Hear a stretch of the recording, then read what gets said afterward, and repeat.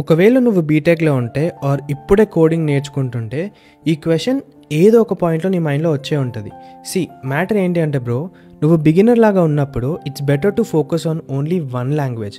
ఒక్కసారి ఆలోచించు, నువ్వు ఒకేసారి ఇంగ్లీష్, హిందీ, ఫ్రెంచ్ 3 నేర్చుకుంటుంటే ఎంత కన్ఫ్యూజన్ ఉంటుంది.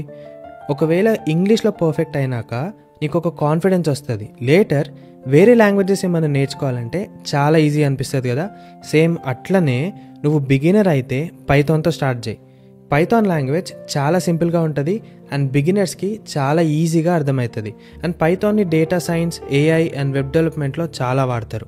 ఒక్కసారి నువ్వు పైథాన్లో పర్ఫెక్ట్ అయిపోయినాక ఒకవేళ ఇంట్రెస్ట్ ఉంటే వేరేవి నేర్చుకోవచ్చు, like JavaScript for web development or Java or C++ for software engineering. అన్నీ నేర్చుకోవాలి అని తొందరపడకు. Focus on only one thing first. నా పర్సనల్ టిప్ ఏంటి అంటే, నీ మెయిన్ ఫోకస్ లాంగ్వేజ్ మీద కాకుండా ప్రాబ్లమ్స్ని ఎలా సాల్వ్ చేయాలనే దాని మీద పెట్టు. ఆటోమేటిక్గా లాంగ్వేజెస్ అర్థమైపోతాయి అండ్ కోడింగ్లో పర్ఫెక్ట్ అయిపోతావు.